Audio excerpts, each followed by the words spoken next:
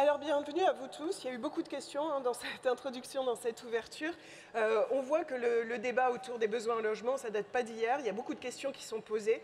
Comment on peut estimer ces besoins en logement? Quels sont les paramètres à prendre en compte? C'est compliqué et le débat a tendance à se complexifier pour savoir y voir plus clair. Et c'est pour ça que l'Union sociale pour l'habitat a souhaité organiser cette table ronde. Mais alors, avant de vous donner à tous la parole, je vous propose d'accueillir Christophe Béchu, ministre de la Transition écologique et des collectivités territoriales. C'est à vous. Enchanté.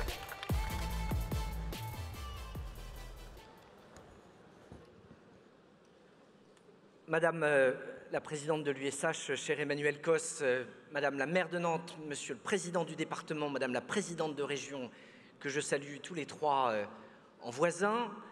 Je voudrais saluer l'ensemble de ceux qui sont présents ce matin, têtes de réseau, services de l'État, représentants des locataires, élus locaux, administrateurs, salariés dans une partie de ces sociétés, et vous dire que, à l'issue de ces prises de parole inaugurales, Je vous propose qu'on continue notre plénière et qu'on écoute dans le calme. Il aurait été difficile pour moi de ne pas entendre les messages qui ont été répétés à plusieurs voix par Emmanuel, par Johanna, par Michel et par Christelle.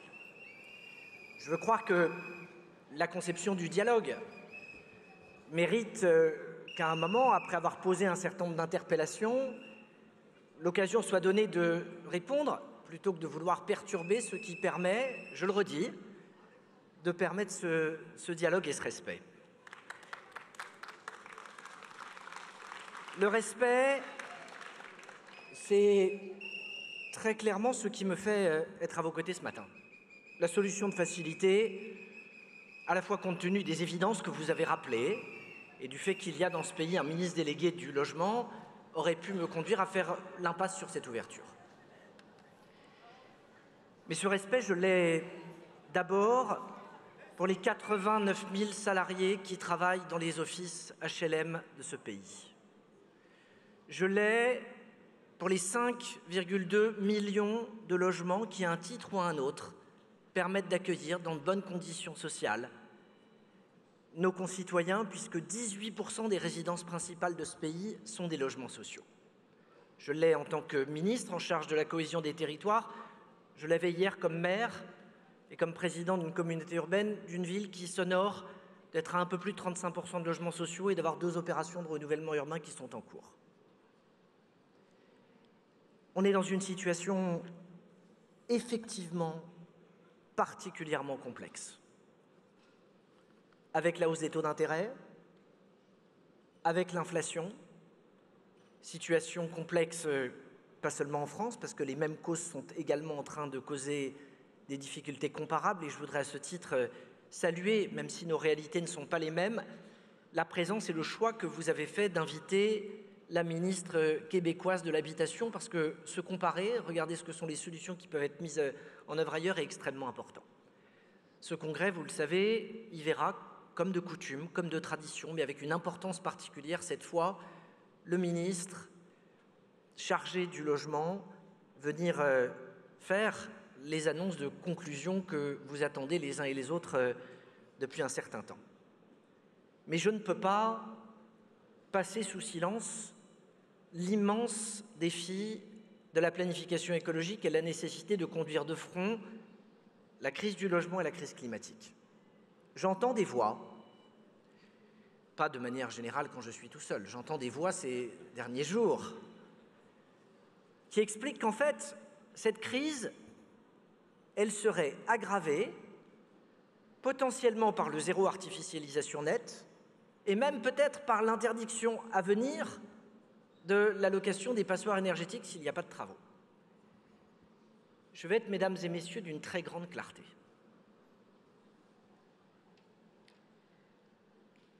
Laissez penser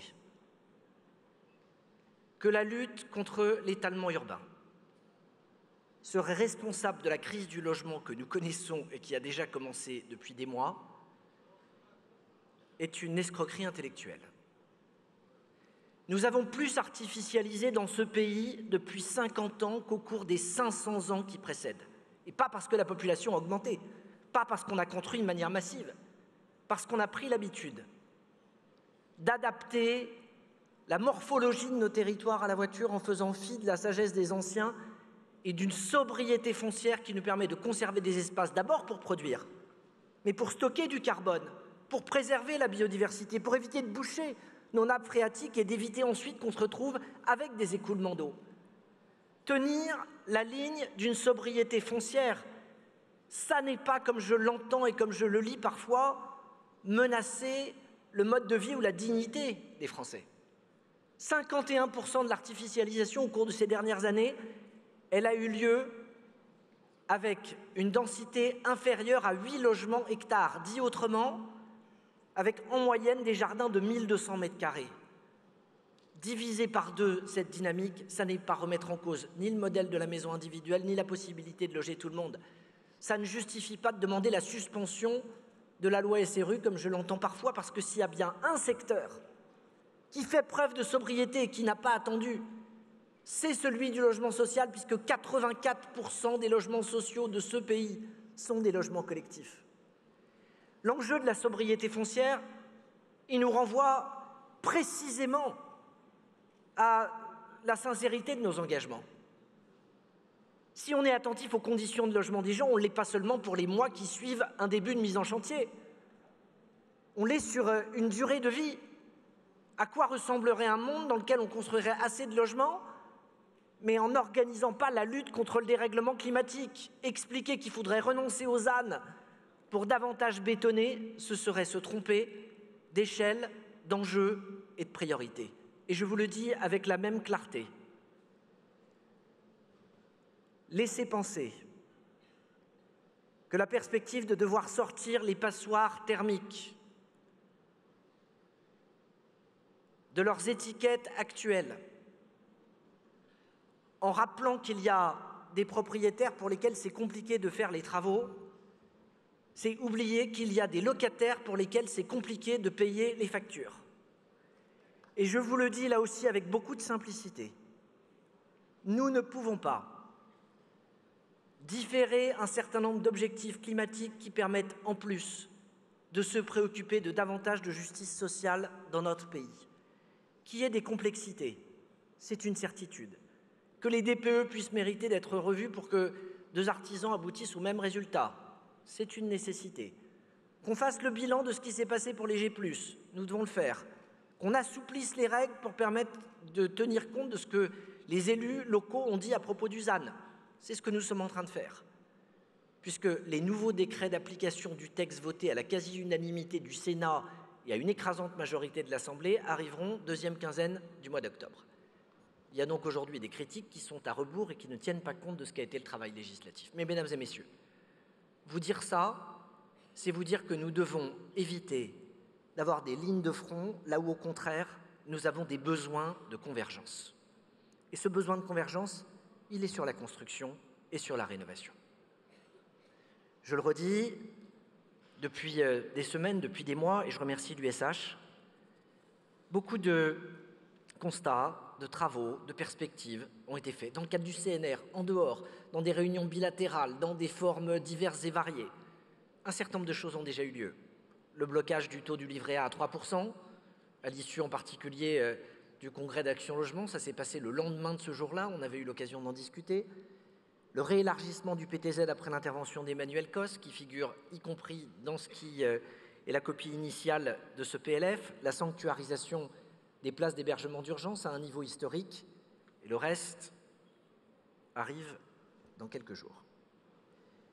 Mais je ne peux pas terminer sans vous dire que ma conviction la plus profonde, dans la continuité des propos de la présidente de région, c'est qu'on doit aussi profiter de ce moment et de cette crise pour repenser une partie de nos mécanismes. Parce que, très concrètement, c'est à la fois la guerre en Ukraine, l'inflation, mais derrière, la sortie des énergies fossiles qui est interrogée par une partie des coûts, et donc la nécessité de cette transition, et c'est dans le même temps le fait de se poser la question des équilibres entre rénovation, construction neuve, dans un contexte où, dans ce pays, nous avons des disparités considérables. Plus de 3 millions de logements vacants, des zones tendues avec des difficultés particulières pour les étudiants, d'autres dans lesquelles le problème, ce sont les meublés de tourisme qui évacuent les saisonniers. Bref, au milieu de tout ça, je pense que peu de sujets, davantage que le logement, nécessitent un choc de décentralisation. Ce choc de décentralisation, il ne s'agit pas d'aller en dresser la perspective lointaine. Il s'agit de le faire aboutir au premier semestre de l'année qui arrive. Avec quelques perspectives simples. Transférer les droits, les devoirs et les financements. Simplifier le statut d'AOH, qu'il n'y en ait que 6 aujourd'hui dans ce pays, montre sans doute que la complexité de sa mise en œuvre n'est pas nécessairement au rendez-vous de ce qu'elle permet.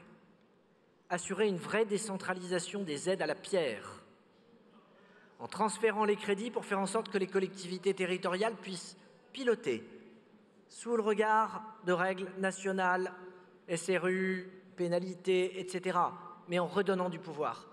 Redonner du pouvoir aux élus locaux dans les attributions de logements.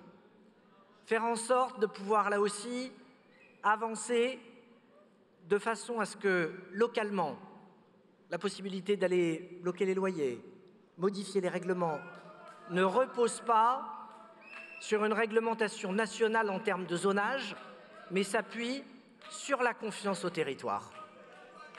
Mesdames et messieurs, ce temps, ce moment, je n'en doute pas, sera l'occasion d'échanges particulièrement riches entre vous. Entre les tables rondes qui vont se tenir à la croisée de tous ces chemins et de toutes ces difficultés, et les moments pléniers que vous aurez, c'est bien à une nouvelle réflexion et à de nouvelles étapes de la manière dont nous pouvons avancer ensemble en n'opposant pas fin du monde et fin du mois, défis climatiques et nécessité de loger tout le monde, regard sur la politique de la ville, au moment où le bilan des émeutes se fait et où je partage l'idée d'éviter à la fois les raccourcis et les stigmatisations, et nécessité de bâtir ensemble un nouvel acte entre l'État et les collectivités territoriales.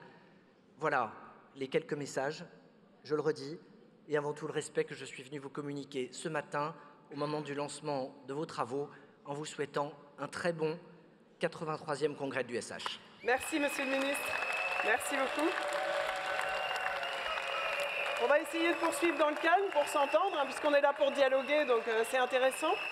Et on va attaquer tout de suite notre plénière. Alors je vous propose, Emmanuel, peut-être une réaction rapide à ce qui viendrait de dire. On parle d'équilibre entre rénovation et construction pour opposer fin de mois et fin du portefeuille et fin du monde, fin de la Terre.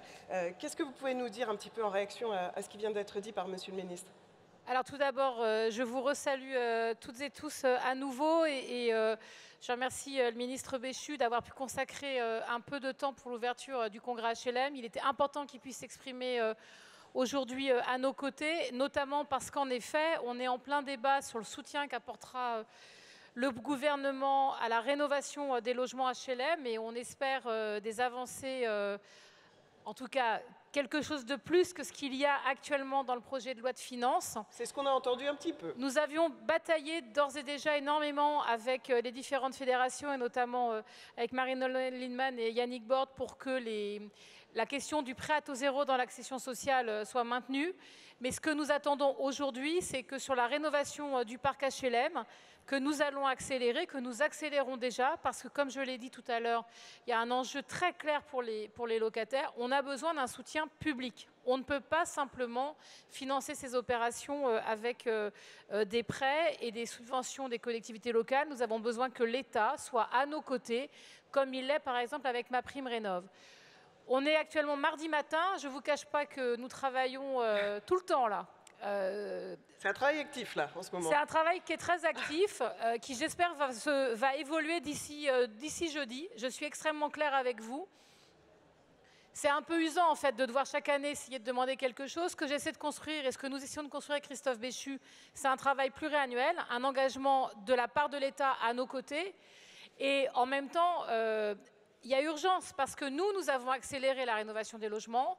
Nous serons les premiers à répondre à l'exigence qu'il n'y ait plus de logements G loués en 2025.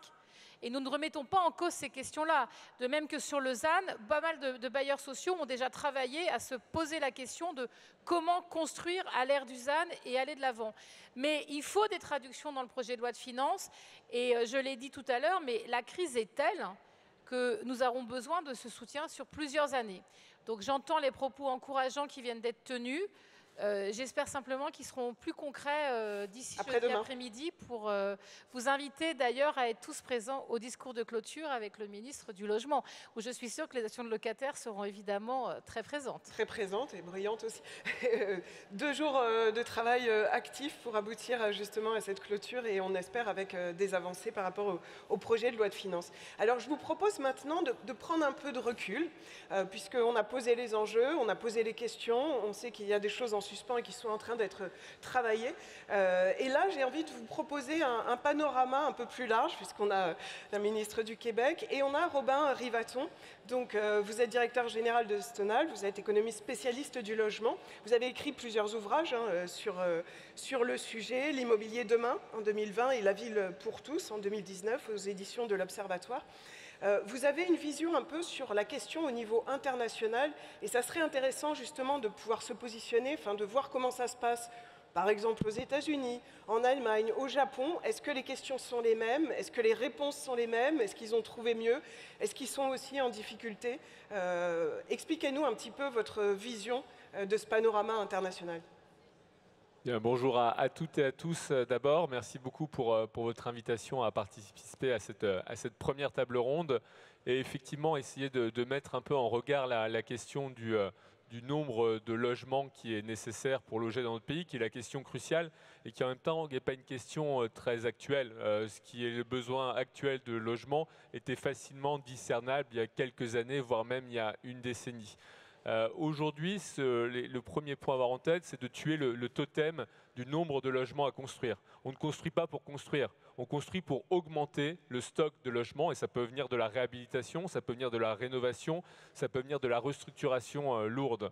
Le sujet est là aussi 2 autres mythes à tuer et c'est quelque chose qui revient souvent dans la bouche de Bercy, c'est que la natalité serait descendante dans nos pays développés et donc avec une natalité descendante qu'on n'aurait pas besoin de trop construire et qu'au contraire il faudrait plutôt réfréner l'acte de construire.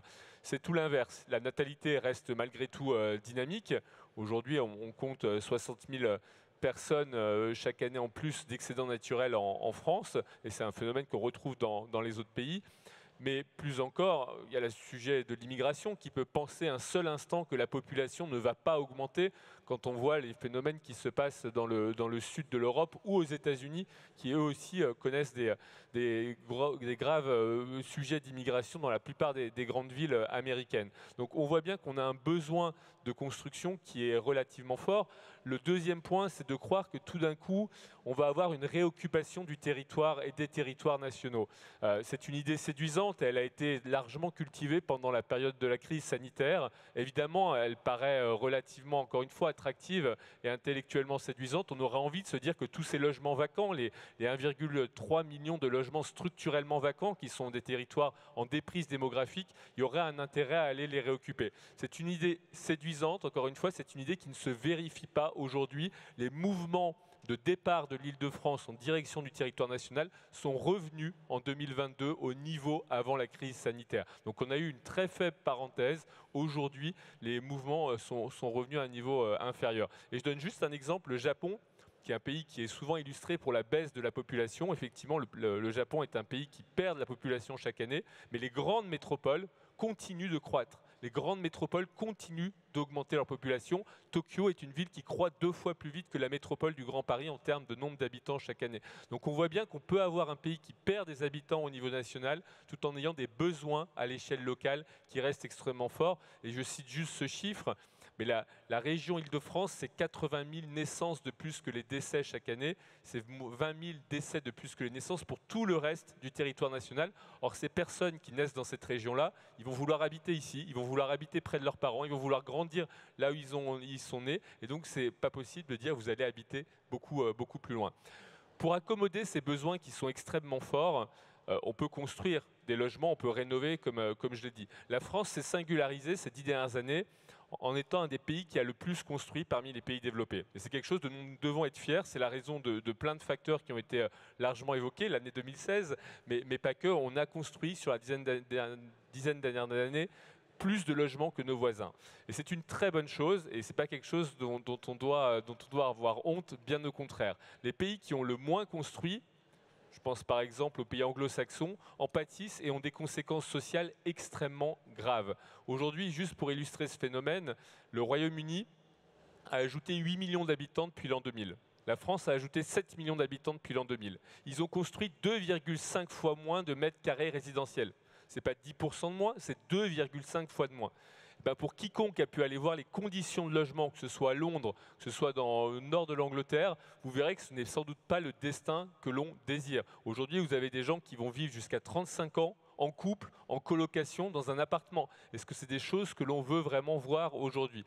Et c'est ça le dernier point de la démonstration que j'aimerais apporter, c'est que aujourd'hui, ce qu'on prend mal en compte dans l'équation du besoin en logement, c'est le phénomène de décohabitation. On dit facilement que les couples qui se séparent Voilà, on dit facilement que le nombre de personnes par ménage diminue, et c'est très vrai. Mais ce chiffre-là, il ne reflète pas le choix des individus, il reflète la contrainte du nombre de logements. Si vous ne produisez pas assez de logements, les gens adaptent leur comportement et ont tout faire pour ne pas finir à la rue. Et donc aujourd'hui, même dans un pays comme le Royaume-Uni, où vous avez contraint l'offre de logements, les gens essayent de ne pas être à la rue, et donc vous avez un chiffre de cohabitation qui ne reflète pas du tout les choix des individus. En Île-de-France, vous avez aujourd'hui plus d'étudiants qui vivent chez leurs parents. Est-ce que quelqu'un peut penser un seul instant que c'est un choix désiré, que c'est quelque chose de voulu? Vous avez plus de gens qui font de la colocation qu'il y a quelques années. Ce n'est pas non plus un choix désiré. Donc ce chiffre de la cohabitation, que parfois Bercy utilise un peu comme la règle magique pour dire regardez, on a assez de logements puisqu'on a besoin que de 1,9 personnes par foyer.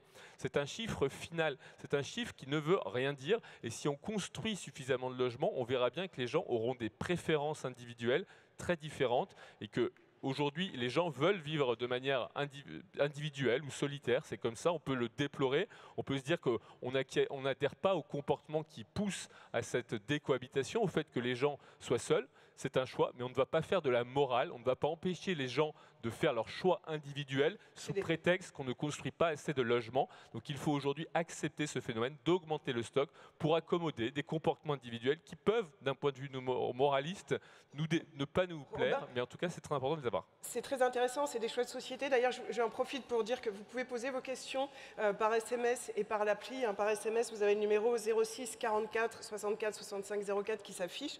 Moi, j'en ai une de question. C'est est-ce que les autres pays, justement, ont une vision un peu claire, parce que c'est des phénomènes qu'on commence à comptabiliser quelque part de décohabitation.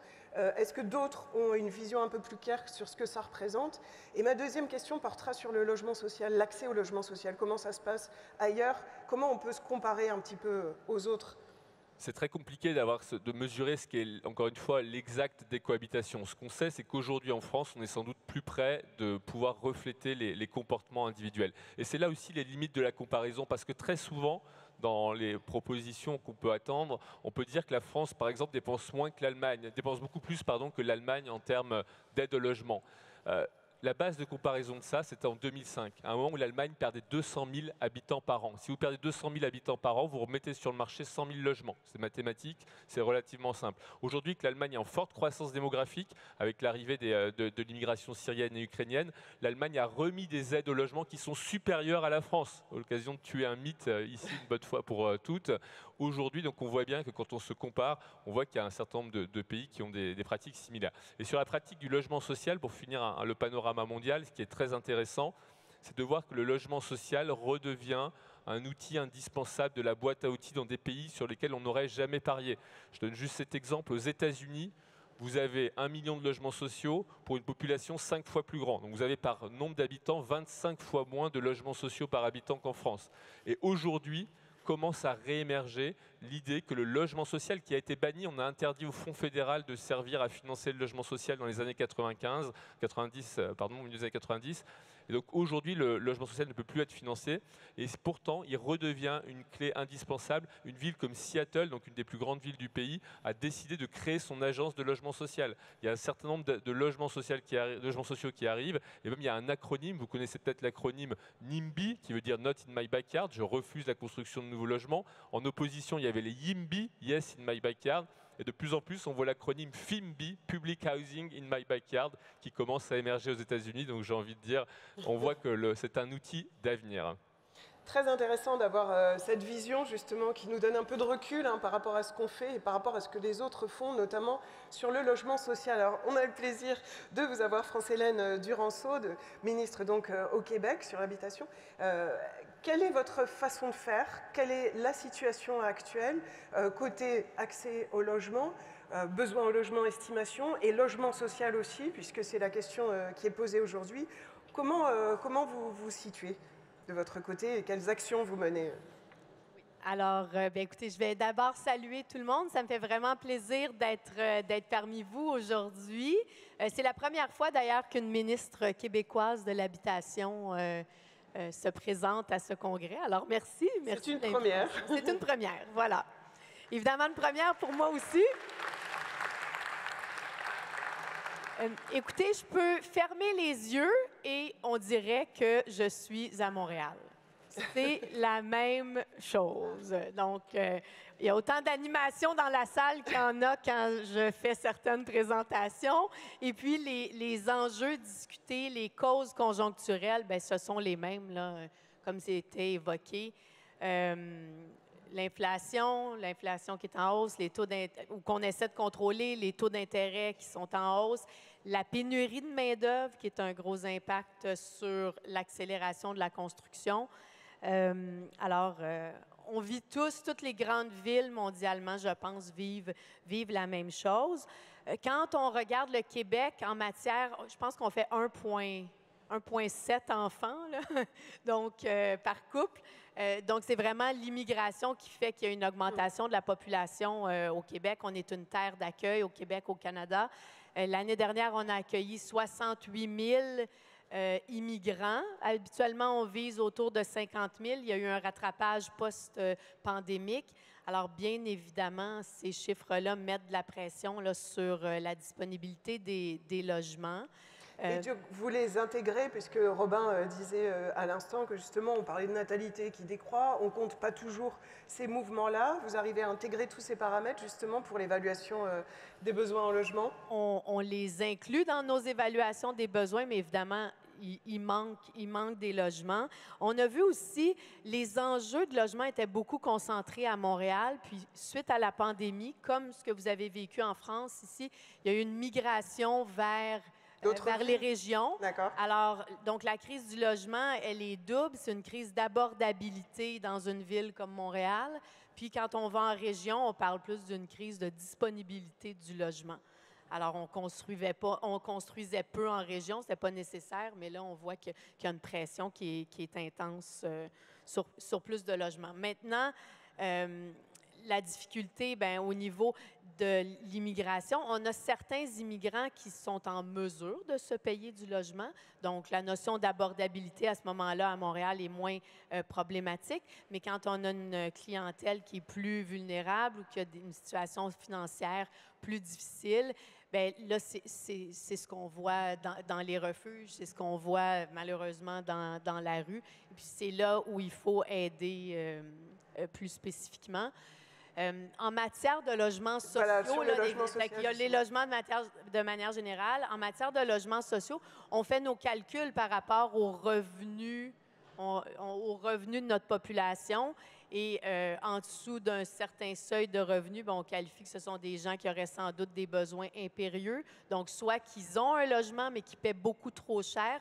Nous, le débat est beaucoup sur la notion de ne pas payer plus de 30 des revenus pour le logement. Et quelle situation? Est-ce qu'il y a beaucoup de demandes par rapport à l'offre? Il y a effectivement plus de demandes que d'offres. Alors, je sympathise avec le ministre Béchu. La pression est forte sur les élus là, de prendre les décisions qui s'imposent pour équilibrer entre équilibrer construction, les- rénovation. Vous avez aussi ces discussions-là de savoir, nous on a le zéro artificialisation net qui pose un souci d'équilibre entre qu'est-ce que je choisis de construire, qu'est-ce que j'ai le droit de construire et qu'est-ce que je dois rénover, ce qui est aussi un grand chantier. Donc là, je suis à travailler sur un plan là, qu'on va présenter en habitation. Puis effectivement, il y a un volet construction. Ça prend, ça a été mentionné, il faut augmenter l'offre. Une offre accrue aura un effet à la baisse éventuellement sur les prix. Donc, il y a une augmentation de l'offre. Mais ce qu'on a vu beaucoup chez nous, je ne sais pas si c'est applicable, là, ou sans doute dans certaines de vos villes, c'est une augmentation de la spéculation. Donc, les gens achètent des propriétés, rénovent et finalement remettent sur le marché à des prix qui, eux, ne sont plus abordables. Donc, on perd plus d'unités qui migrent vers la non-abordabilité. Alors, il faut s'assurer, c'est une tangente qu'on va prendre, de sortir des unités du marché pour les amener dans le giron du logement abordable ou social. Et de cette façon-là, on va être capable de contrôler les loyers futurs pour ces propriétés. J'ai une dernière question, parce que ça a été abordé déjà ce matin, c'est sur nous ce qu'on appelle les passoires thermiques, c'est-à-dire des logements qui ne sont plus tellement adaptés ni pour isoler du chaud ou du froid. Qu'est-ce que vous en faites? Vous avez ce souci-là, vous continuez à les laisser louer, vous les interdisez à la location, à l'habitation, comment ça se passe? Bien, deux volets. D'abord, chez nous, le logement social, ça avait été financé dans les années 60-70 par le gouvernement fédéral, donc le gouvernement canadien, qui éventuellement s'est retiré de tout ça et a remis ça à la province de Québec, en l'occurrence. Et on a eu une entente récente, 2,2 milliards de dollars pour rénover tout ce parc HLM, logements sociaux. Et donc ça, ce sera réalisé dans les 10 prochaines années. Maintenant, pour les passoires thermiques, je pense que c'est important de mentionner que le coût au kilowattheure pour l'électricité, nous, 94 de l'énergie, c'est hydroélectrique. Alors, c'est déjà peu coûteux et on paie 4 fois moins cher que vous en termes de coût au kilowattheure. Je pense qu'on est à 5 centimes, c'est ça, du kilowattheure versus 20 ici en France. Alors, oui, c'est une préoccupation pour nous, mais elle est moindre parce que notre coût est moindre. Alors, il faut intervenir ailleurs, nous, en matière de sobriété énergétique pour avoir un plus gros effet, finalement. Nous aussi, on a vu pour ça. Et d'ailleurs, il y a eu des bons résultats puisqu'il y a eu une baisse de 10% de la consommation. Mais on a tout de même plafonné les tarifs pour faire face à l'inflation et ralentir là, les hausses de coûts pour les gens. Merci beaucoup. Je trouve ça vraiment intéressant d'avoir cette vision qui est un peu en miroir, parce qu'on partage les mêmes problématiques, les mêmes questionnements, en tout cas sur beaucoup d'aspects. Et j'avais envie de faire réagir Éric Piolle, justement, maire de Grenoble. On a parlé aussi de cet attrait, ce changement qu'il y a eu post-Covid avec des villes comme la vôtre, ou des plus petites villes aussi, le retour à la campagne, qui n'est pas un exode total, mais il y a des signaux diffus, en tout cas, là-dessus. Qu'est-ce que vous en pensez de ce miroir un peu avec Québec, avec Montréal? Alors, je ne sais pas si Grenoble est le bon exemple pour le retour à la campagne, parce qu'on est quand même on est la 11e aire urbaine de France, mais ça me fait rire parce que j'ai déjà eu une émission où on me demandait c'est quoi vos traditions en province? Et donc, j'ai eu du mal à répondre à cette question, c'est quoi les traditions en province posée depuis Paris? On n'utilisait plus le mot province et qu'on parlait de territoire. De territoire, voilà. C'est ça. La situation, elle est extrêmement tendue sur le besoin en logement. Grenoble, c'est la 3e ville-centre la plus dense de France, après Paris et Lyon. Et dans la 11e aire urbaine de France, donc avec un besoin en logement qui est fort et un besoin en logement à loyer réglementé qui est fort. Notre centre communal d'action sociale estime que plus de 80% de la population grenobloise est sous les seuils d'accession au logement social et 42% sous les seuils d'accession au PLAI, donc au niveau le plus bas du logement social. C'est plus d'un quart des enfants qui naissent dans des familles sous le seuil de pauvreté. Donc ce besoin-là, on le sent avec cette dimension sociale, évidemment. On le voit dans la demande de logement. C'est 17 000 demandeurs de logement sur le bassin grenoblois, 7 000 rien qu'à Grenoble. Et ça rejoint peut-être les questions de décohabitation. Sur les petits logements, on est à 10 demandes pour une entrée. Donc là, sur les petits logements, la tension est extrême. Et effectivement, même si on est un peu en fin de courbe de décohabitation et que maintenant c'est de la décohabitation, enfin, ou de la cohabitation peut-être forcée pour certains, choisie pour d'autres, il n'empêche que cette pression sur les petits logements, elle est forte. Et puis il y a un troisième vecteur qu'on sent évidemment ces dernières années avec une crise sur l'appauvrissement de certains ménages. C'est le nombre de personnes qui sont domiciliées au CCAS, c'est-à-dire qui n'ont pas d'adresse propre, domiciliées au Centre communal d'action sociale, a doublé.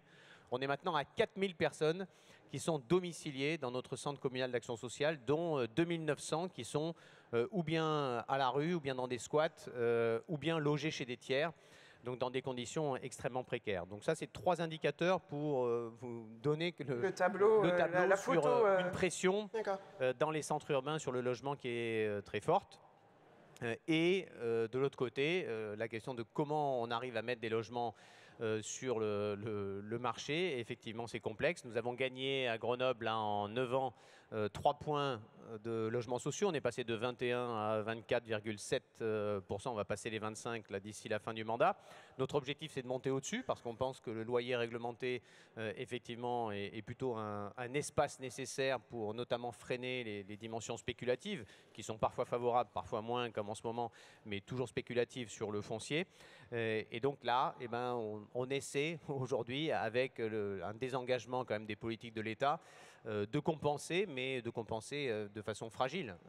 C'est sûr que pour le bailleur que je présidais, qui est l'Office public de l'habitat métropolitain que je présidais jusqu'en 2020, la RLS, la baisse des loyers forcés, c'est presque 4 millions d'euros, donc c'est 8% des loyers, c'est l'équivalent de 150 constructions neuves de logements sociaux, donc il y a un assèchement évidemment de la capacité à construire, que nous essayons, nous, collectivités ou intercommunalités, de compenser avec des aides à la construction, avec des baisses sur le foncier. Là, on est en train de vendre un immeuble avec une décote de 200 000 euros en plein centre-ville. On a créé un office foncier solidaire pour éviter la spéculation foncière avec des loyers même à 1 euro par mètre carré.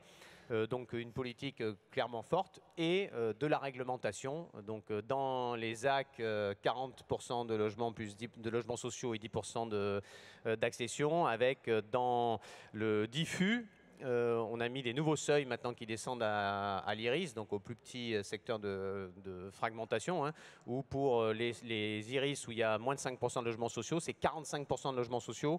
Là, on est entre 5 et 15, on est à 40%. Et partout ailleurs en ville, hors politique de la ville, nous sommes à 35%.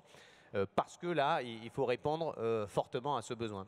Et juste une dernière question sur la rénovation énergétique. Alors on a vu qu'on n'avait pas tout à fait le même système de production qui nous donne une électricité un peu plus chère. Pourtant on y croit avec le nucléaire. Éric Piolle, côté rénovation, comment ça se passe? Alors on va avoir des tables rondes qui vont être spécifiquement consacrées à l'inflation, à la crise énergétique et à la rénovation et la souveraineté énergétique. Mais j'aimerais bien avoir votre vision. Enfin, c'est évidemment un énorme enjeu à la fois sur les logements vacants.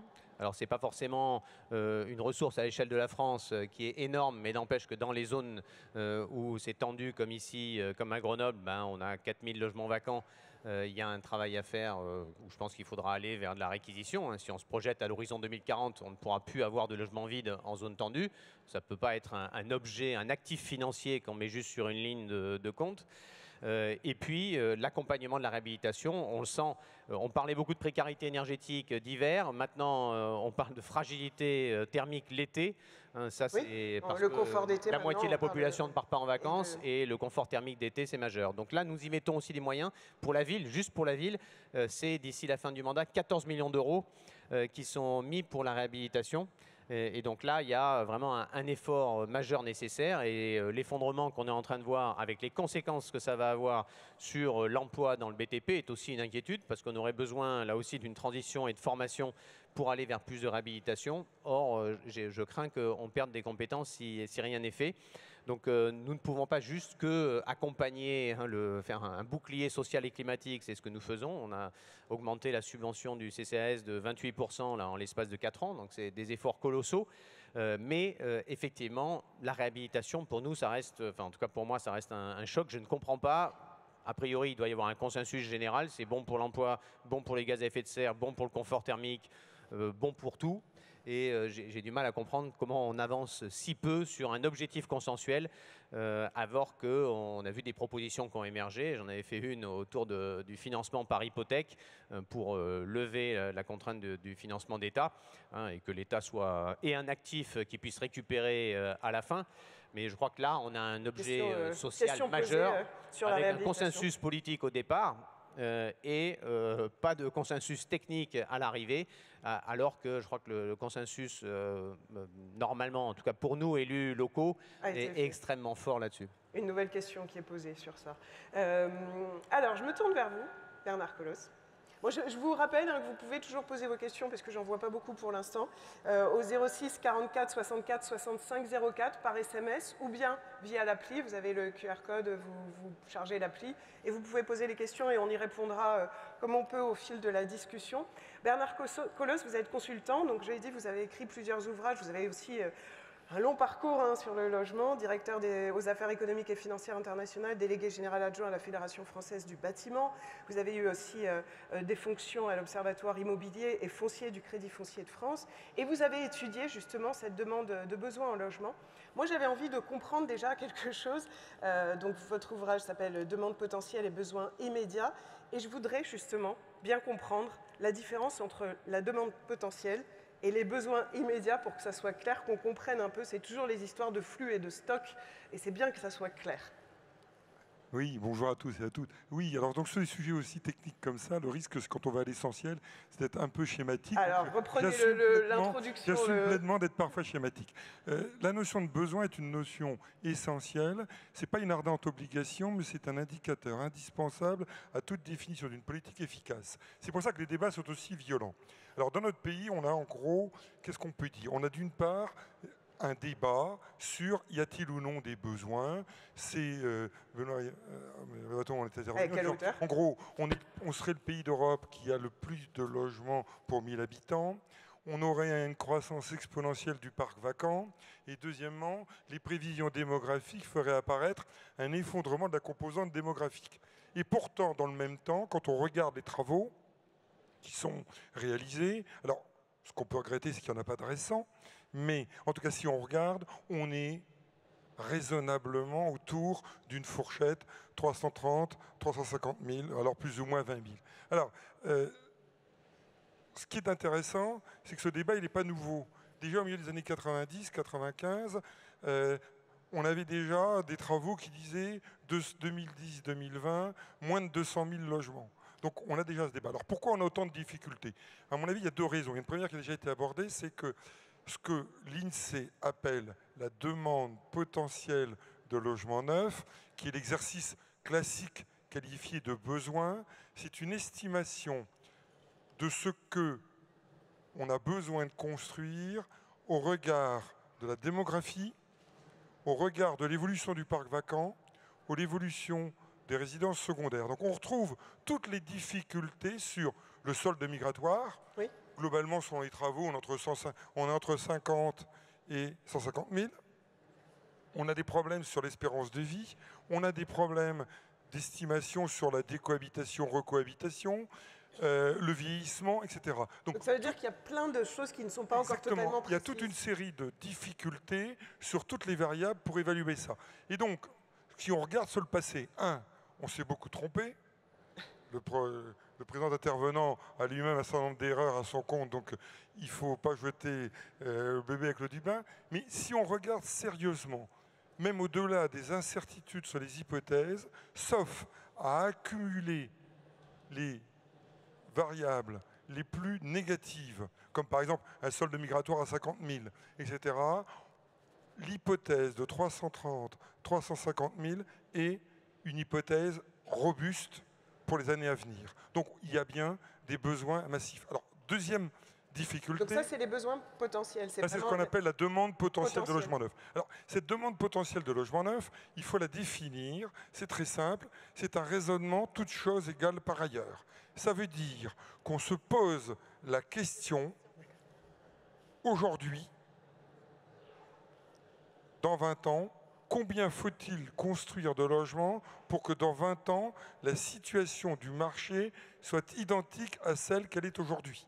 c'est ce qu'on appelle le toutes choses égales par ailleurs. Donc, On reste au même stade, on se projette dans 20 ans, s'il mais y on a veut... 1% de gens à la rue, eh bien en 2000 X, il y aura toujours 1% de gens à la rue. Donc ça, cette situation apparaît au regard de la vision de certains acteurs comme inacceptable. Donc c'est cette chose qu'on raisonne toutes choses égales par ailleurs, c'est-à-dire qu'on se projette, c'est inacceptable. Je voudrais faire une petite remarque avant, c'est que si on regarde sur le passé, globalement, les réalisations sont assez en phase avec l'évaluation de la demande potentielle.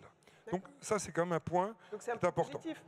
Un point positif. Alors, quand on dit, une fois qu'on a dit ça, on dit qu'il y a donc des situations qui sont inacceptables, on arrive à ce moment-là à ce qu'on appelle un rattrapage, c'est-à-dire l'idée qu'il est nécessaire d'évaluer le nombre de logements nécessaires à la correction au point de départ des situations inacceptables. Alors, la difficulté de cet exercice, c'est qu'il est nécessairement normatif. C'est-à-dire qu'il faut définir ce qui est inacceptable. Prenons un exemple simple. Est-ce que toute personne qui a un taux d'effort supérieur à 25, 30, 35, la Commission européenne retient par exemple pour les conditions inacceptables 40%, eh bien selon que vous allez définir tel ou tel taux, vous aurez des effectifs différents. Et si vous regardez les travaux de la Fondation Abbé Pierre, on a bien cette approche normative. Même chose sur le surpeuplement, accentué ou non accentué, est-ce qu'il faut l'intégrer? Et ça, ce besoin de rattrapage, si on a une vision extensive, conduit à intégrer dans la notion de besoin, en plus de ce qu'on a déjà évalué en demande potentielle, entre 100 et 150 000. Ça va dépendre bien évidemment de deux choses, de la norme et de la durée sur laquelle vous exercez ce rattrapage. Donc on arrive à un chiffre? On arrive donc au fameux 500 000 qui globalement donne l'écart entre ce que je disais tout à l'heure, 350 et 500 000. Donc, j'ai une question justement qui arrive là sur les SMS et c'est en lien avec ce que vous dites, c'est comment prendre en compte le mal logement justement dans la situation, dans l'évaluation des besoins en logement. Donc c'est exactement ça et c'est ce qui fait aboutir à 500 000. Quand on est à 500 000, c'est parce que justement on prend en compte le mal logement et non plus juste sur une projection identique à aujourd'hui. Mais ça impose, et d'où un débat infini, de définir ce qu'on entend par le mal logement. Est-ce que le surpeuplement, simple ou accentué, est une condition de... Alors ça, on n'a pas répondu. Ça reste encore ouvert comme question. Il y a une littérature absolument gigantesque sur le sujet. Simplement, un point de détail, c'est que si on fait une réaffectation autoritaire des logements, non plus en fonction du marché, mais en fonction d'un critère d'efficacité, on réduirait considérablement le logement. Donc on voit bien que ce n'est pas qu'un aspect quantitatif, c'est aussi le fonctionnement du marché. Et ceci est encore compliqué par deux facteurs, si je peux me permettre, et j'en aurai fini. Le premier facteur, c'est que on parle beaucoup de combien faut-il construire de logements. Mais la diversité des territoires nous amène de plus en plus à dire où il faut construire. Et cette question de la où faut-il construire est une question redoutable. Alors on a fait beaucoup de progrès du point de vue de la méthode avec la création du modèle Othello, mais le modèle Othello il pose les mêmes questions que les deux méthodes puisqu'il accumule à la fois la vision de la demande potentielle plus la vision de rattrapage. Et la limite d'Othello, c'est que, sauf à prendre les mêmes hypothèses sur tous les territoires, ce qui est aberrant, on n'arrive pas à agréger du local vers le national pour avoir une estimation des besoins. Et pourtant, ça a été dit, une hypothèse de décentralisation qui ne serait pas appuyée sur une vision cohérente de ce que sont les besoins et les moyens nécessaires dans les différents territoires pour mener une politique du logement efficace, ça ne peut pas fonctionner. On est bien obligé d'avoir et le thermomètre et l'évaluation des moyens. Je ferai réagir Isabelle Le Callennec, mais il y a France-Hélène qui a une question pour vous justement sur ces estimations. Oui, on a fait une analyse similaire là, au niveau canadien et après ça par province. Est-ce que ce chiffre-là de 500 000 tient compte de la capacité de construire de la France? Alors les estimations... Alors, sur la filière Non, la capacité... Enfin, attendez, excusez-moi, il faut dire deux choses. Quand vous dites capacité, Enfin, il faut dire trois choses. Est-ce qu'on a la main-d'œuvre disponible pour construire ça? Là, vous parlez de la filière, en fait, La filière de construction. Ou des terrains. On a beaucoup parlé Oui, non, la filière sur la filière de construction. Tout est une question d'horizon. Passer de 200 000 à 300 000 logements en 12 mois, c'est impossible. L'histoire passée montre que passer de 300 000 à 500 000 logements, si on se donne un temps raisonnable, l'appareil de production s'adapte. C'est une question de délai. Ce n'est pas une question d'opportunité, c'est une question de délai. Alors, le dernier facteur sur lequel je voudrais revenir, c'est cette question, et je vais débattre avec monsieur le maire, c'est la question, donc, au gros, personne n'est climato-sceptique, la question du ZAN n'est pas à remettre en cause, la question de la maison individuelle n'est pas à remettre en cause, mais je partage tout à fait ce qui a été dit.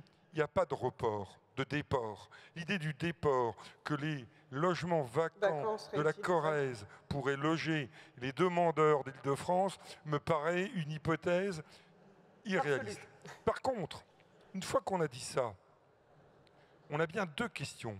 On a d'une part, dans beaucoup de territoires, ce qu'on peut appeler une obsolescence morphologique. C'est-à-dire que les logements existants ne répondent absolument plus aux besoins des ménages.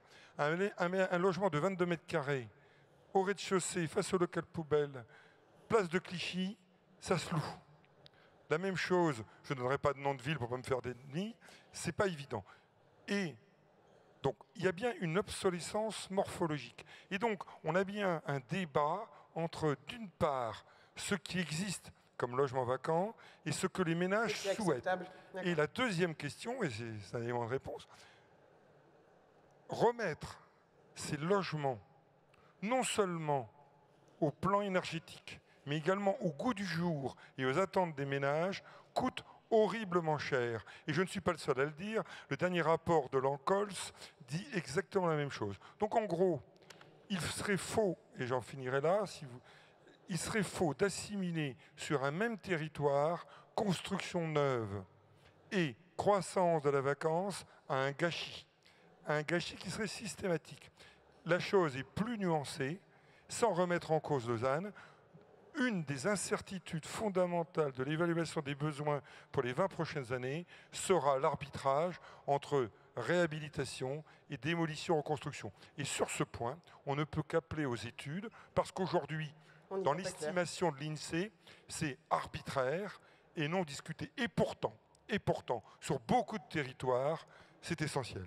Donc on a beaucoup de choses à préciser en fait. Exactement. Pour aller et un besoin d'études. Du travail. Je voudrais faire réagir Isabelle Le Callennec. Je tiens à préciser que vous êtes vice-présidente de la commission logement à l'Union sociale pour l'habitat. Et c'est intéressant d'avoir aussi l'expérience terrain, pour d'élus, pour nous dire justement comment vous jonglez avec tout ça entre construction, rénovation, les besoins qui vous sont mentionnés, et puis aussi Lausanne, on en parlait à plusieurs reprises. Comment on arrive à équilibrer tout ça? Bien, bonjour à tous. Alors, je ne suis pas vice-présidente de l'USH, je co-préside avec Thierry Repentin à l'Association des maires de France, la commission Habitat et Logement. Et je suis maire de Vitré. Vitré, c'est une ville de 19 000 habitants, aux portes de la Bretagne, à 2 heures en TER plus le tramway de Nantes. Et je préside une communauté d'agglomération de 83 000 habitants, 46 communes. Les besoins, nous les avons identifiés. J'ai envie de répondre à votre question, combien de logements vous faut-il? Moi, je les ai calculés, il nous en faut un peu plus de 3 200, puisque nous avons élaboré notre programme local de l'habitat avec les 46 maires, et nous nous sommes donné des objectifs quantitatifs et qualitatifs pour les 6 prochaines années. C'est pour ça que moi, je plaide pour la décentralisation des politiques du logement et que, à la question posée des objectifs nationaux, moi je dis déjà, si on se fixait des objectifs régionaux, on aurait capacité à les atteindre. Quand je dis ça, dans ce programme local de l'habitat, on s'est attaché à mesurer les besoins. Alors, ça coûte un peu d'argent parce qu'on fait appel à des cabinets qui nous aident à bâtir sur plusieurs mois. Je le dis parce que tout le monde n'a pas forcément les moyens, mais tout le monde devrait être couvert par un programme local de l'habitat parce que c'est le moyen, justement, à plusieurs et avec les bailleurs sociaux, de bien mesurer quels sont les besoins et de se donner des objectifs communs. Donc, dans ce programme local de l'habitat, eh bien oui, il y a de la construction, eh bien oui, il y a de la rénovation, eh bien oui, il y aura de la démolition et reconstruction. On doit agir, pour moi, sur tous les leviers. Et chaque territoire est différent. Par contre, les élus doivent accompagner tout le mouvement, j'ai envie de dire, et singulièrement les bailleurs sociaux. Nous sommes soumis à la loi SRU pour 4 de nos communes. Nous respectons, en tout cas à Vitré, et nous rattrapons le retard dans 3 communes qui sont aujourd'hui carencées. Mais les bailleurs sociaux, alors nous en avons 4 sur notre territoire avec lesquels nous travaillons vraiment en bonne intelligence. Ils nous associent à l'élaboration de leur convention d'utilité sociale. C'est là aussi qu'on peut se parler et estimer les besoins et les solutions. Nous avons travaillé ensemble à la réforme de l'attribution des logements sociaux, parce que ça c'est important aussi. On s'est mis d'accord sur les critères, sur la cotation. Vitré Communauté, c'est un territoire très industriel. 42% des salariés travaillent dans l'industrie. On a une augmentation de la population de quasiment 1%, des projets de développement des entreprises, et on va bientôt être obligé de dire aux entreprises ne venez plus ou ne vous développez plus. Parce qu'il n'y a pas assez de logements. Parce qu'il n'y a pas assez de logements et parce que la consommation foncière devient très contraignante. Sur le ZAN, vous le dites, un effet immédiat du ZAN, ça a été quand même la spéculation et le renchérissement du foncier. Ce qui n'avantage pas du tout ni les bailleurs privés, ni les bailleurs sociaux. Donc moi je dis attention, sur le ZAN, il y a un vrai risque d'arbitrage qui ne sera pas en faveur du logement. Nous étions hier, je vous le dis, en train de discuter avec le territoire voisin avec lequel nous devons partager nos hectares, Vitré Communauté, plus La Roche-aux-Fées, le territoire voisin. Nous avons droit, d'après le ZAN, à 305 hectares. Eh bien, nos voisins d'à côté commençaient à se poser la question de savoir s'ils allaient continuer à construire du logement ou privilégier l'économie. Et là, moi, je dis non, on ne peut plus arriver à ce genre de questions à se poser. Il faut les deux, ça a été dit. Donc moi, je plaide vraiment pour qu'il y ait un cadre national, souple, qui nous permette de soutenir la construction, la rénovation. Moi, c'est ce que j'attends de l'État. D'un nouvel acte de décentralisation. Un nouvel acte de décentralisation. Des annonces, là aussi, qui nous font un petit peu peur. Emma Cosse parlait des parcours résidentiels. Pour libérer du logement social, pour le proposer à celles et ceux qui en ont besoin, et il y en a de plus en plus pour des questions de pouvoir d'achat. Nous, à Vitré Communauté, au CCAS, une demande sur 2, c'est une séparation dans le logement social. Donc, pour favoriser le parcours résidentiel, il faut pouvoir permettre l'accession à la propriété, en particulier, on y est très attaché sur Vitré Communauté, mais quand on entend que le PTZ allait être recentré uniquement sur les zones tendues et dans du collectif, mais là, on se prive d'une capacité de libérer des logements sociaux. Alors aujourd'hui même, ou dans quelques heures, va sortir le décret qui va rajouter 150 communes qui vont pouvoir passer de C à B2 ou de B1 à A. Alors, beaucoup de communes littorales. Alors, en Bretagne, c'est la bonne nouvelle. Je ne sais pas s'il y a des Bretons dans la salle, mais on a plus d'une trentaine de communes qui vont être concernées. Mais on avait presque envie de dire en Bretagne, mais ça vaut pour d'autres régions, mais même pas de limite. Le PTZ ça correspond à... C'est une des questions que vous avez posées, justement, de ne pas prioriser que les zones tendues. Est-ce qu'on peut faire ça? Est-ce que c'est important, justement, de se dire il y a d'autres endroits qui, peut-être, il y a moins de tension sur le logement, mais il faut continuer à pouvoir proposer parce qu'il y a des industries qui vont s'installer, des entreprises, et qu'il faut loger tout le monde? Le ministre l'a dit, il faut faire confiance aux élus locaux. Nous, on a eu en Bretagne, il y a quelques années, la capacité de nous entendre, quelles que soient nos sensibilités politiques, pour instaurer ce qu'on a appelé le Pinel breton. Moi, Vitré, zone C, on a pu profiter du Pinel breton parce que, notamment, les grandes agglomérations, je pense à Rennes et Brest, ont accepté de reconnaître en comité régional de l'habitat qu'il y avait des besoins. Il suffisait par contre d'apporter la preuve qu'on avait de la tension, qu'on avait une augmentation de la population et qu'on avait un besoin de loger, pour ce qui nous concerne, des salariés, des ouvriers, des employés. Donc on doit aussi faire attention au niveau des prix. Donc voilà, moi vraiment, j'ai envie de les prendre au mot.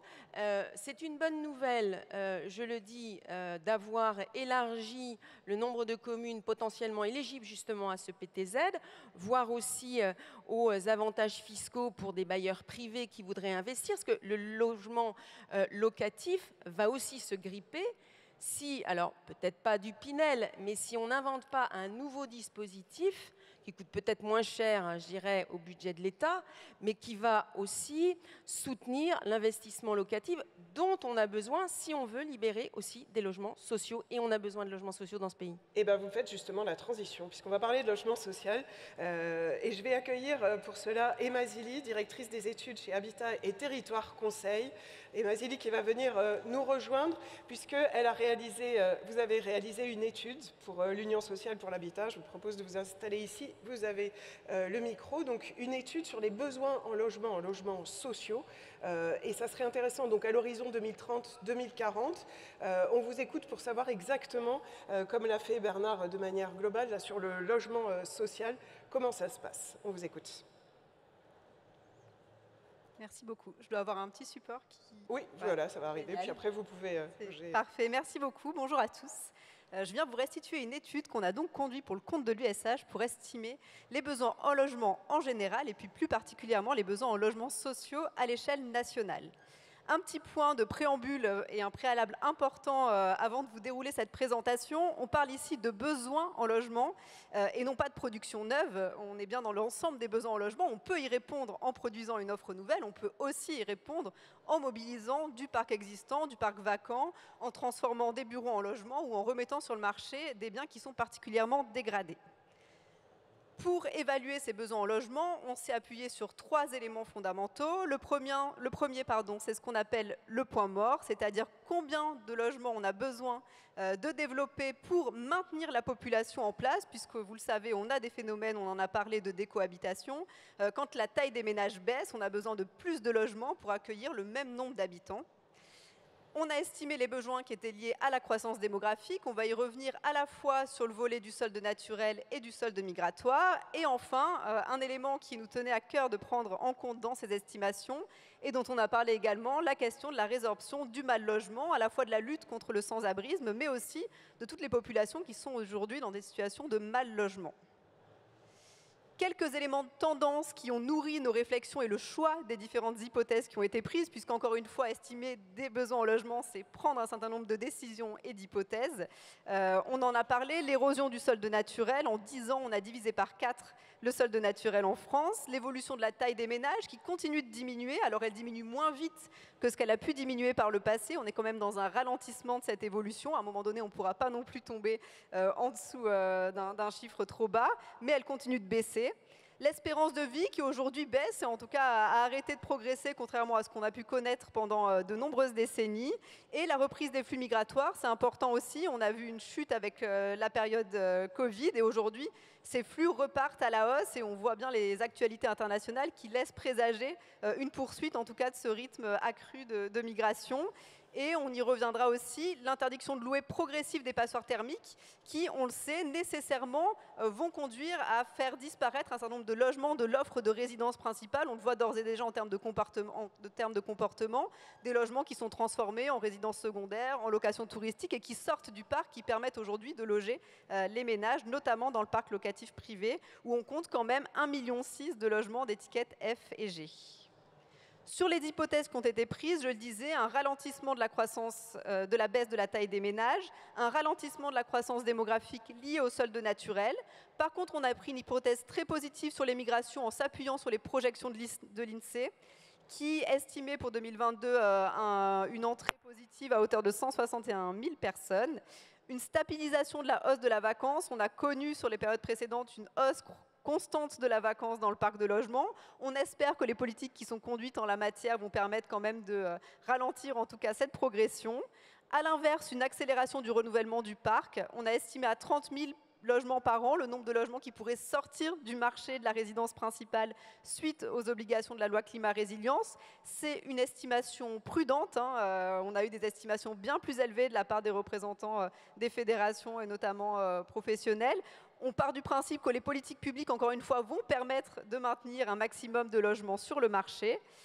Et ensuite, sur la partie du mal-logement, là aussi, on a pris des hypothèses. On s'est appuyé sur le rapport de la Fondation Abbé Pierre. On a considéré qu'il fallait loger l'ensemble des personnes qui sont aujourd'hui sans logement. Ça correspond à 1 million de personnes. Et pour estimer les besoins en logement, on a appliqué à cette population-là une taille des ménages assez basse de 1,19, qui correspond à la moyenne des personnes hébergées en France, puisqu'on sait que c'est une population où les personnes seules sont surreprésentées. Et on a estimé que sur les 3,4 millions de personnes mal logées, on avait besoin d'en loger au moins un quart en termes de besoins supplémentaires en logement, puisque pour certains, il s'agit plutôt d'améliorer les situations actuelles. Et on a appliqué une taille des ménages qui est celle de la moyenne nationale. On aboutit à un besoin global de 2 500 000 logements pour résorber cette problématique du mal-logement qu'on a étalé dans le temps, puisqu'évidemment, on ne pourra pas répondre à tous ces besoins tout de suite, à l'horizon 2040, et dont on a soustrait aussi tout le travail que fait d'ores et déjà le parc social pour résorber le mal-logement, notamment dans le cadre des attributions réalisées dans le cadre du plan logement d'abord. On aboutit ainsi à un objectif de 122 000 logements chaque année pour résorber ces problématiques liées à l'absence ou au mal-logement.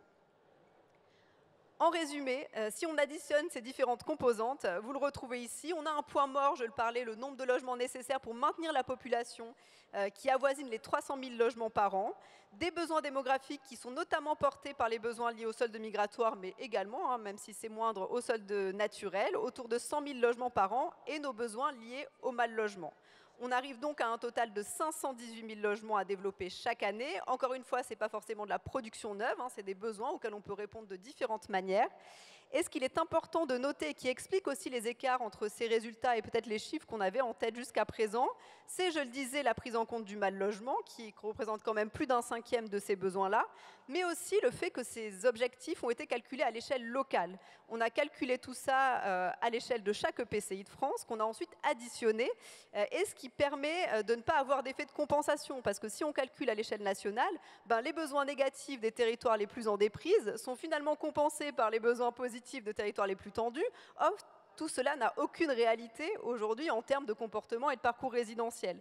Donc c'est vraiment ces deux éléments qui font qu'aujourd'hui on arrive à ce volume de logement qui peut paraître important, mais qui correspond en tout cas à une nécessité et une réalité qu'on entend aussi à travers les différents échanges qu'on a eus tout au long de la matinée.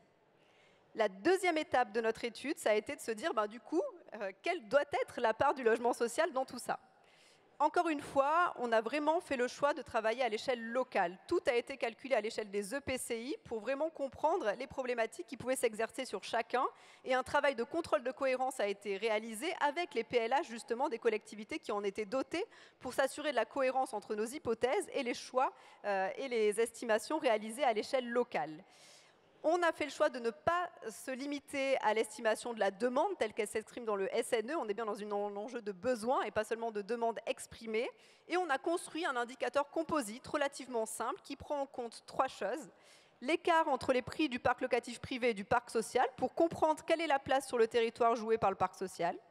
La tension qui s'exerce, c'est-à-dire le nombre de demandes pour une attribution. Et le taux de rotation dans le parc pour comprendre aussi son fonctionnement interne. On est ensuite reparti du taux de logement social existant sur chacun des EPCI et du principe que si l'indicateur de tension était très élevé, cela voulait dire que le taux actuel ne suffisait pas à répondre et qu'il fallait donc l'augmenter. A l'inverse, si la tension était plus modérée, on avait peut-être une part qui aujourd'hui était suffisante et il fallait donc maintenir simplement le flux pour garder le taux, mais pas forcément accélérer le développement de l'offre locative sociale.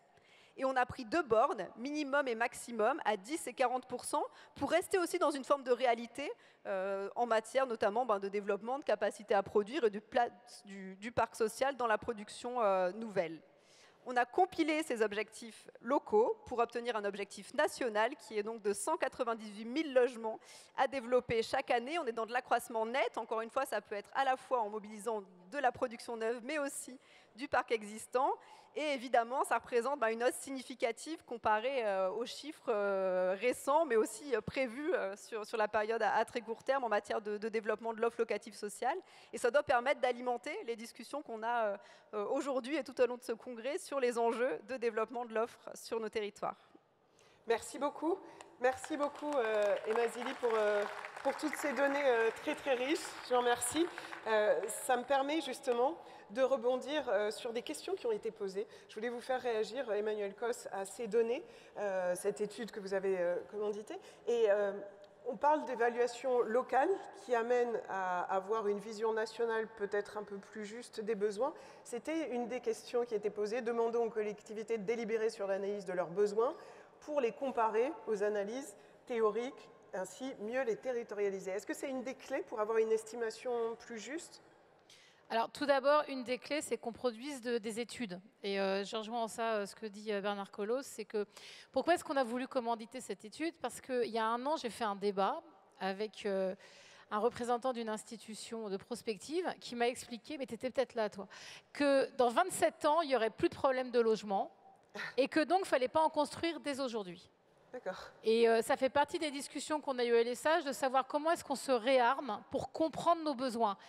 Et je ne dis pas que cette étude, c'est l'étude qui dit tout. L'idée, c'est qu'on puisse retravailler les uns et les autres à des analyses, y compris qui prennent en compte des phénomènes qui évoluent beaucoup, la migration, les questions de changement de mode de vie, et notamment l'évolution des ménages, plus en effet les résidences secondaires qui sont quand même chez nous un fléau ou un atout, je ne sais pas. Mais en tout cas, du point de vue du logement, c'est plutôt un fléau quand on voit ce que ça phagocyte comme logement, ou les locations saisonnières. Et c'est HTC, dans la commande qu'on leur a passée, qui nous ont proposé de partir des agglomérations, donc des territoires, pour regarder les besoins et d'essayer de les agréger, de voir ce que ça donne. Et alors je sais que l'État a prévu une étude qui doit sortir dans 3 ans sur le même sujet. Dans 3 ans. Justement en analyse du système Othello, donc peut-être que ça va l'accélérer.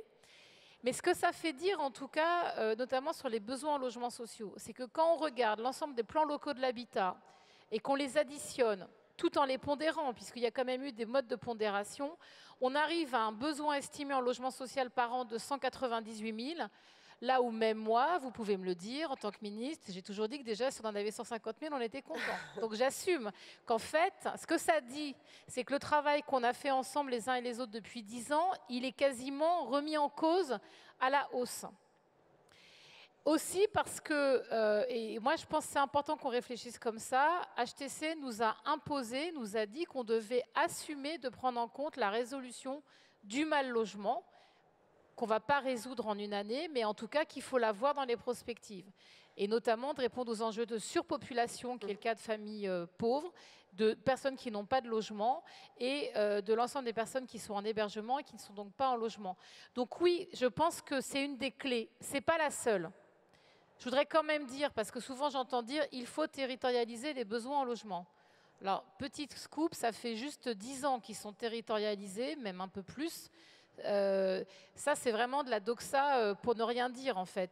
Il y a des objectifs nationaux qui sont donnés plus ou moins par les gouvernements successifs quand ils souhaitent en avoir, mais ils sont toujours quand même partis d'analyses déjà territoriales, qui étaient des prospectives qui étaient faites par les directions régionales de l'État, les DREAL, depuis les EPCI, enfin depuis ça. Donc, on a quand même ce travail-là, mais certainement qu'il faut l'affiner. Et juste la dernière chose qui est peut-être une critique qu'on pourrait nous faire, mais parce qu'on maîtrise mal les choses, c'est le volume des logements liés aux résidences secondaires et à la vacance et l'impact des locations touristiques saisonnières sur la disparition d'un logement disponible qui commence à être évalué dans certaines collectivités très concernées par le sujet. Mais quand on voit que le phénomène a une telle ampleur là, dans les derniers mois, y compris, il n'est pas certain qu'on soit tout à fait au niveau du rattrapage à réaliser. C'est une des questions. Quels sont les impacts de ces phénomènes récents de location touristique? On parle de Airbnb, sur les besoins en logement. Qu'est-ce qu'on peut faire là-dessus? Est-ce que peut-être, Robin, vous avez une vision sur comment les autres villes ou les autres États et pays limite un petit peu l'impact, puisqu'on peut imaginer qu'on peut continuer à développer, mais peut-être encadrer davantage, c'est un petit peu ce qu'on commence à vouloir faire. On parlait de la demande, la demande liée au tourisme, elle ne va pas cesser. Toutes les grandes villes mondiales sont frappées par une augmentation du tourisme, et dans un duel entre un résident et un touriste, évidemment, le touriste gagne tout simplement parce qu'il va être prêt à allouer un budget beaucoup plus important à sa nuitée. Aujourd'hui, vous avez 109 millions de nuitées touristiques dans de l'hébergement meublé, donc qui n'est pas dans le cadre de l'hôtellerie. Ces 109 millions de nuitées touristiques représentent 300 000 logements, s'ils étaient remplis à temps plein, qui seraient détournés du marché. Le problème, et on l'a évoqué, c'est qu'ils ne sont pas détournés à temps plein. Si on réussissait à circonscrire sur 300 000 logements, à la rigueur, ça serait seulement 1% du parc, même pas 1%, et ça serait jouable. La question, c'est que c'est un phénomène qui est beaucoup plus diffus et qui fait qu'on a de l'occupation pendant une partie de l'année et une non-occupation pendant une autre grande partie de l'année. Et c'est là où aujourd'hui le sujet, et on ne l'a pas évoqué dans les outils, hein, et c'est peut-être ça aussi qui nous manque, c'est que dans la façon dont on peut remettre des logements et atteindre cet objectif, il y a la production neuve, il y a la réhabilitation, restructuration, et puis il y a les incitations fiscales. Aujourd'hui, il est important de pouvoir mettre un jeu, un level playing field, comme disent les anglo-saxons, donc un jeu équilibré pour faire en sorte qu'il n'y ait pas des incitations fiscales à privilégier tel ou tel type d'usage, et voire même à les pénaliser, ce qui est déjà le cas quand même sur la résidence secondaire, où désormais avec l'ajout de la taxe foncière et le maintien de la taxe d'habitation, on devrait avoir un ralentissement assez fort de la hausse des résidences secondaires telle qu'elle a été connue depuis 2000 jusqu'à 2015. Donc ça aussi, c'est un outil important de la boîte à outils qu'il ne faut pas hésiter à mobiliser. Et dernier commentaire, parce que je l'ai vu et je pense que c'est important quand même de ne pas faire cette erreur. 420 000 autorisations d'urbanisme, ça ne veut pas dire 420 000 logements en plus. 420 000 autorisations d'urbanisme, c'est encore moins de mise en chantier, c'est encore moins de construction définitivement réalisée. Et dans Citadelle, et ça c'est une erreur, on ne calcule pas les destructions faites pour réaliser une construction. Or aujourd'hui, quand vous faites de la construction neuve dans zone tendue, en zone dense, vous détruisez énormément de logements pour en construire. Et c'est très normal, mais vous êtes quasiment sur des ratios de 0,8 logements détruits pour un logement construit. Donc ne nous arrêtons pas à ce chiffre qui malheureusement est un chiffre mirage. Regardons strictement l'augmentation du stock qui est liée à la construction neuve, et elle est malheureusement beaucoup plus faible que ce chiffre de 400 000, de 500 000 et même de 300 000. Je reviens vers vous, Emmanuel Cos, parce que c'est justement pour rebondir sur ça. On a beaucoup de chiffres, il y a beaucoup de données. Vous avez dit, vous avez produit cette étude, fait produire cette étude. Ça veut dire qu'on va avoir comme ça une multiplication d'études pour se rapprocher, discuter ensemble, pour savoir quel phénomène de société on prend en compte, à quelle hauteur, et pour se dire, au final, on aboutit à un objectif national. C'est une des questions d'ailleurs qui est posée. C'est le ministre ne veut pas proposer pour le moment d'objectif national. Pourtant, ça oriente finalement la politique de logement. C'est ça à quoi il faudrait aboutir. Le ministre, il fait ce qu'il veut. Moi, j'ai appartenu à un gouvernement où le président de la République me donnait un objectif. Donc, et un Premier ministre derrière qui me demandait de le mettre en œuvre. Donc c'est des choix politiques, y compris les objectifs, c'est fait pour vous guider. L'idée, c'est de donner une direction, un chemin, et après, chacun s'outille comme il le souhaite. L'idée, c'est pas simplement de faire des études, c'est parce qu'il faut battre en brèche cette idée qui revient tout le temps, et moi, j'essaie de m'employer à cela, en tout cas, qui serait qu'il n'y a pas de nouveaux besoins de logement. C'est ça que j'entends. Cette dernière année, quand avec tous les acteurs du logement, on s'est battu pour faire sentir cette crise, on nous a dit au plus haut niveau de l'État, mais il n'y a pas vraiment de besoin de logement. Il y en a pas vraiment, mais ce n'est pas tout à fait vrai. Mais vous demandez, mais en fait, tout va bien. Quand vous êtes les uns et les autres, je vois ici, il y a plein de maires dans la salle, et j'en ai vu beaucoup tout à l'heure, et il y a beaucoup d'organismes HLM présents. Dans notre quotidien, mais aussi, il faut être aveugle pour ne pas voir les besoins en logement. Enfin, franchement, chacun dans nos métiers, on ne voit que ça. Et donc, au moins, reproduire des études en attente aussi des enquêtes INSEE qu'on attend peut-être pour l'année prochaine, c'est aussi d'amener de la contradiction, mais ça ne suffira pas. Je pense que, par ailleurs, et peut-être que finalement, si vraiment les pouvoirs publics s'attachent à regarder ce que disent les élus locaux, ce qu'ils expriment très souvent, normalement, ils devraient aller encore 10 fois plus vite que je ne leur demande. Parce que moi-même, je m'exprime, mais quand Isabelle raconte ce qu'elle demande à l'échelle de Vitré, c'est extrêmement fort. Donc, vous voyez, je pense que peut-être que si on n'a pas été entendu par le passé, c'est parce qu'on a du mal à donner à voir, entre guillemets, et à incarner. Donc, il y a 3 ans, ici au Congrès HLM, moi, j'ai voulu qu'on représente les demandeurs de logements sociaux, pas simplement par un chiffre, mais qu'on incarne des parcours. Et on avait fait des portraits de ces familles qui attendaient 2 ans, 5 ans, 10 ans d'avoir un logement social. Aujourd'hui, on pourra peut-être faire la même chose, de raconter la vie de tous ces ménages qui sont stoppés dans leur vie parce qu'ils n'arrivent pas à se loger correctement. Et c'est vrai qu'aujourd'hui, moi, j'appuie beaucoup sur la question du plein emploi, parce que l'État mobilise énormément d'argent pour restructurer une dynamique économique dans beaucoup de territoires. Ça marche très bien dans beaucoup de territoires. Et on a des ménages qui ne prennent pas ces emplois parce qu'on est incapable de leur offrir soit du locatif, soit de l'accession à la propriété, et pour des gens qui veulent s'ancrer dans ces nouveaux territoires. Donc c'est y compris totalement illogique d'un point de vue de la rationalité de la dépense publique de se battre autant pour réindustrialiser le pays et de ne pas l'accompagner. Et surtout, regardons un peu l'histoire. Alors, j'étais pas née évidemment, mais vous non plus, mais il y a une histoire en France quand même sur cette question-là. Les années 50, elles ont été porteuses de ça. Nous, organisme HLM, on a été un des outils de l'État pour accompagner ça. Je ne comprends pas en fait qu'on ne se redonne pas les moyens de faire ce qui a été possible il y a maintenant... je ne sais plus compter. Plusieurs dizaines d'années. Voilà, 70 ans. C'est ce que rappelait Johanna Roland en introduction, en disant qu'on construisait plus dans les années 50 qu'aujourd'hui. C'est aussi revenu au devant de l'actualité parce qu'il y a la crise énergétique, parce qu'il y a la crise de l'inflation, et quelque part, on a l'impression qu'on entend beaucoup parler de la crise du logement. Est-ce que vous, en tant que maire, Éric Piolle, et je poserai la même question à vous, Isabelle, ça vous rassure quelque part de vous dire, peut-être on entend un peu plus ces questions, ces demandes qu'on a de besoins en logements sociaux, de besoins en logement tout court qui sont toujours là. Est-ce que ça, vous vous dites, bon, il peut y avoir une impulsion, ça peut, par rapport aux réalités de terrain que rappelait Emmanuel Cos, c'est-à-dire des réalités humaines, de personnes qui n'arrivent pas à avoir un logement à côté de leur travail, donc pas d'emploi. Ça fait écho vraiment à des réalités de terrain? Je ne sais pas si ça me rassure, parce que comme c'était dit par Johanna Roland en introduction, nous avons porté avec France Urbaine, avec le MEDEF et avec la FAS, la Fédération des associations de la solidarité, le fait ne serait-ce qu'il y ait un CNR logement. Un Conseil national de la refondation voilà. spécialisé. C'était pas dans la sur le photo. logement. Et comme le disait Emmanuel là, le discours du gouvernement pour l'instant, c'est il n'y a pas de besoin, les amis. Donc, bon, on peut espérer qu'avec des maires qui soient au gouvernement, comme Christophe Béchu, comme Patrice Vergriette, eh ben, il y ait cette remontée du terrain qui soit là.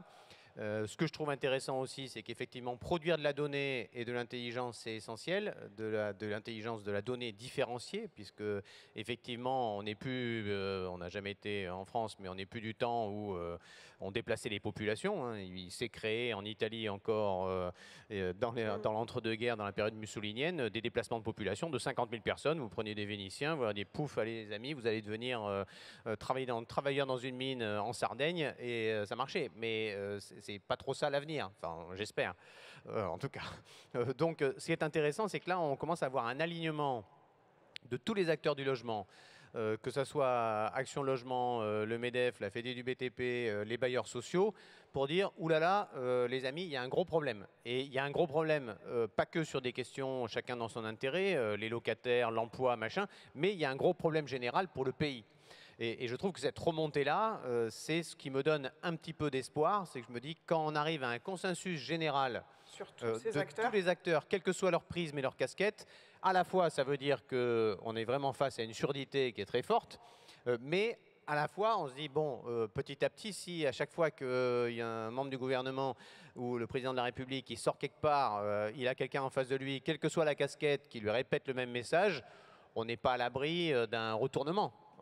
Et après, le retournement, tout est une question de transition, vous signalez. Une fois qu'on a dit, OK, on a un problème, parce qu'on a vu dans la santé, il y a eu 20 ans de néolibéralisme qui ont baissé les lits. Hein. Je disais une boutade l'autre jour, mais c'était vraiment comme dans Mission Cléopâtre. Hein. Voilà, pas de lit pour les malades, pas de besoin de personnel de santé, pas de personnel de santé, pas de malades, pas de malades, pas de dépenses, pas de dépenses, pas de dépenses. Et puis tout d'un coup, on se dit, bon, après le Covid, finalement, il y a un problème, retournement de doctrine complet, alors que pendant le début du Covid, on continue à fermer des lits. On voudrait maintenant en réouvrir, on voudrait mettre de l'argent sur la table. Il faut tout réenclencher, c'est plus compliqué. Pas de bol, en fait, rajouter du pognon une fois que le système est à terre, ça ne marche pas, il y a un effet boule de neige, il y a un effet temps, etc. Et donc mon inquiétude, c'est celle-là, c'est de dire quand, j'espère, un jour, vous serez entendu. Nous serons entendus collectivement, à ce moment-là, le temps pour reconstruire le système, pour réamorcer la construction de logements, pour accompagner, parce qu'on n'a pas parlé des friches, mais évidemment l'enjeu sur les ânes, Une fois qu'on a C'est de posé récupérer des le besoin de logement emplacements et le fait qu'on ne va inutilisés. pas déplacer les populations, la question des friches, elle est essentielle. Il n'y a personne qui peut sortir une opération sur une friche aujourd'hui sans un financement public majeur. Personne. Et pourtant, c'est ça qu'il faut. Il y a des friches industrielles, mais aussi il y a des friches tertiaires. Il y a des entreprises aujourd'hui, il y a tout un parc de tertiaires où plus personne n'ira parce qu'on n'a pas envie de bosser dans des immeubles. Donc qu'est-ce qu'on en qui fait est et comment comme pour le logement. Et je vais rajouter une petite question que je vais rajouter à Isabelle Le Callennec, parce qu'on nous demande comment, justement, donc avec tous ces enjeux, ce constat qui est partagé, cette alerte qui est donnée un petit peu par tous les acteurs, donc qui vous donne un peu d'espoir pour être entendu, mais comment on peut répondre à ces besoins en logement quand on est évidemment en phase de transition écologique? On revient toujours sur cette question de il faut que la filière construction se remette en route, mais qu'elle se remette en route dans ces nouveaux enjeux de transition écologique, de rénovation, de construction durable. Comment on fait en tant qu'élu pour gérer tous ces enjeux à la fois? Moi, j'observe que tous les acteurs de la filière ont parfaitement intégré cette nécessité de transition et font tout ce qu'elles peuvent. Aujourd'hui, je pense aux constructeurs de maisons individuelles, je pense aux artisans du bâtiment pour essayer de construire mieux, plus, je dirais, vertueux, mais ça coûte un petit peu plus d'argent. Donc la question, c'est aussi celle du soutien. Alors, moi, je partage, j'étais aussi à la présentation des conclusions du CNR, beaucoup de déceptions, parce que comme ça a été dit très justement, il y avait consensus sur le diagnostic, consensus sur ce qu'il fallait mettre en œuvre, et dans les mois qui ont suivi, des annonces qui allaient à l'inverse de ce qui avait été demandé. Alors, j'espère que quand le ministre va venir, il va faire des annonces qui iront dans le bon sens, mais aujourd'hui, force est quand même de constater que la crise est là, ça a été rappelé. Le bâtiment est très inquiet. Il y a des entreprises aujourd'hui qui déposent le bilan. Donc, construire, rénover, mais s'il n'y a plus d'entreprise à un moment donné, ça va devenir très compliqué. Et puis, moi, je pense qu'il faut absolument que le gouvernement, l'État, soutienne les bailleurs sociaux. Parce que ils sont aussi là, on parle de transition écologique, depuis des années à avoir compris effectivement les enjeux et à les mettre en œuvre. Or, là aussi, quelques inquiétudes sur les moyens financiers dont disposent aujourd'hui les bailleurs sociaux. Nous, on le voit sur le terrain, quand ils acceptent de venir rénover, quand ils vendent pour reconstruire, le compte n'y est pas toujours. Voilà, donc si on leur ponctionne leurs fonds propres, si on ponctionne les fonds propres d'Action Logement, on ne va pas y arriver. On a besoin, malgré tout, enfin, on en revient toujours à ça, de moyens financiers. Et moi, ce qui m'inquiète aujourd'hui, c'est les délais. Aujourd'hui, quand on signe un permis de construire, ça a été dit, quand les permis arrivent, il faut du temps. Moi, sur Vitré, je suis maire depuis 2020. Il y a plusieurs programmes de bailleurs sociaux que je signe seulement maintenant, au bout de 3 ans, alors que... je suis arrivée maire, voilà, on m'avait dit c'est bon, c'est prêt. C'est une donnée à prendre. Donc, puis la suradministration, parfois des services, voilà. Donc, on ne favorise pas. Donc, en fait, il faut vraiment que l'État mette en place les conditions pour que ça reparte. Parce que là, c'est un peu à l'arrêt quand même, il faut bien le dire. Alors, soutien financier, de l'aide aussi, du soutien sur les bailleurs sociaux. Ça me donne envie de vous donner la parole. Emmanuel, peut-être, Emmanuel Cos, pour une conclusion un peu sur tout ce qu'on a abordé. C'était très large et en même temps très précis sur vos attentes. Peut-être que maintenant que le constat est bien partagé, avec des études bien sûr qui pourront être précisées, mais peut-être qu'il faut aller au-delà du consensus et passer à l'action, puisque ça prend du temps et qu'on prend des nouvelles directions dans la rénovation énergétique. Alors tout d'abord, vous dire que l'étude va être disponible, qu'on va la publier, qu'elle va être aussi prolongée, je pense, parce qu'on a pas mal d'idées, et qu'elle a vocation à alimenter pas mal les débats. La réalité, c'est que nous, on est mobilisés, bailleurs sociaux. On a des difficultés dans certains territoires, mais c'est quand même... la réalité, parce que quand on me dit les élus, ceci, cela, oui, il y a des élus qui construisent pas, mais en fait, on les connaît et on connaît ces territoires qui sont des territoires de conquête.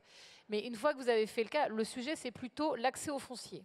Et je voudrais quand même le rappeler, au Congrès de Bordeaux, lorsque le Premier ministre Jean Castex vient en 2021, il annonce une remobilisation du foncier public à destination des bailleurs sociaux. Il annonce un appel à projet. Il n'est jamais sorti. Les élus n'ont jamais eu la nouvelle liste des fonciers publics. Quand je dis fonciers publics, c'est les fonciers de l'État, les fonciers des établissements publics. Enfin, c'est beaucoup de fonciers qui permettraient en tout cas d'amorcer une reprise et d'aller extrêmement rapidement. Ça, c'est la première chose. Et la seconde, ce que nous, on demande depuis pas mal de temps, c'est que dans des territoires en très grande souffrance de besoins de logement pas pourvus, c'est que l'État se mobilise pour nous trouver des facilités à construire, en alliance avec les élus locaux, mais qu'on aille plus vite. Alors, il y a des fonds friches, des fonds verts qui ont permis de dépolluer certains terrains, mais on n'est pas du tout à la maille, en fait, de la mobilisation. Après, pour répondre à une des questions qui était posée par la ministre du Québec, l'appareil de production, nous, on est prêts, hein.